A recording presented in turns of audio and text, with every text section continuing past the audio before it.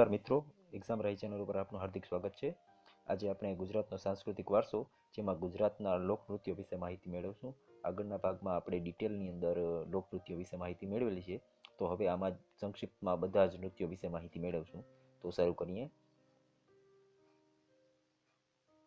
ગુજરાતનો સાંસ્કૃતિક વારસો લોકનૃત્યો। ઢોલો રાણો નૃત્ય ગોહિલવાડ પંથકના કોળીઓનું કાપણી નૃત્ય પણ કહેવાય છે। ચોમાસા બાદ પાકની લણણી સમયે કરે છે। અસબર નૃત્ય ઉત્તર ગુજરાતના કોળીઓનું ઘોડાઓ અને તલવારો લઈ દોડ હરીફાઈ કરે છે। રૂમાલ નૃત્ય મહેસાણાના ઠાકોરોનું નૃત્ય છે।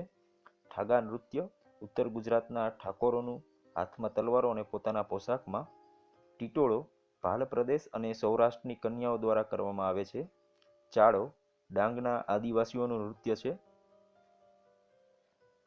પઢાર અથવા મંજીરા નળ કાંઠાના પઢારોનું।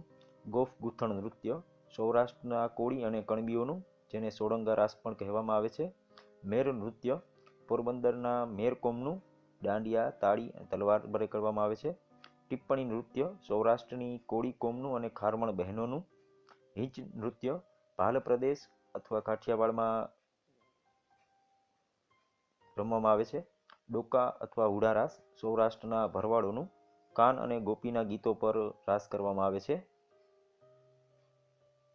યુદ્ધ નૃત્ય પ્રેમ પ્રપંચ ભીલોનું નૃત્ય છે। ઘેર દુબળા આદિવાસીઓનું, યુવાનો સ્ત્રી પોશાક પહેરે અને નૃત્ય કરે છે। નવરાત્રિ કાળી ચૌદસે ઘેર બાંધે છે। હાલી સુરતના દુબળા આદિવાસીઓનું નૃત્ય છે। ઘેરિયા પંચમહાલ ભરૂચ વડોદરામાં વસતા તળવીઓનું નૃત્ય છે। હોળીના બીજા દિવસે ઉજવાય છે। હોળીની રાખ શરીર પર અને કાળા ટપકા કરે છે। એક કાલી માસી જેનું મુખ મેસથી કાળું કરેલું હોય છે। માંડવા નૃત્ય તળવીઓનું નૃત્ય છે। આલેખી હાલેણી વડોદરાની તળવી કન્યાઓનું વસંતના આગમન સમયે કરવામાં આવે છે। શિકાર ધરમપુરના આદિવાસીઓનું નૃત્ય છે। ધમાલ જંબુસરના સિદ્દીઓનું, ખૂબ જ મોસ્ટ એમપી। આદિવાસી તલવાર નૃત્ય પંચમહાલ અને દાહોદ જિલ્લાના આદિવાસીનું, માથે ધોળો ફેટો, શરીરે કાળા કબજા, મોઢે બુકાની અને હાથમાં તલવાર લઈ કરવામાં આવે છે। કાકડાર નૃત્ય બળિયાદેવ માટે કરવામાં આવે છે। મેરાયો બનાસકાંઠાના વાવ તાલુકાના ઠાકોરોનું નૃત્ય છે। તૂર નૃત્ય દક્ષિણ ગુજરાતના હળપતિનું। સમૂહ નૃત્ય લગ્ન અને હોળી જેવા પ્રસંગોએ તૂર વગાડે, લાકડાથી કાંસાની થાળી વગાડે। હોળી નૃત્ય મારવાડના વણઝારાઓનું નૃત્ય છે। હમચી અથવા હિંચ રાંદલ માતાજીના લોટા તેડતી વખતે કરવામાં આવે છે। રાસ પુરુષ અને નૃત્ય પ્રધાન છે। રાસડા સ્ત્રી અને સંગીત પ્રધાન છે। ગરબા શક્તિ પૂજા માટે કરવામાં આવે છે અને મોસ્ટ ઓફ સ્ત્રી કરે છે। ગરબી કૃષ્ણ ભક્તિ માટે કરવામાં આવે છે અને મોસ્ટ ઓફ પુરુષ કરે છે।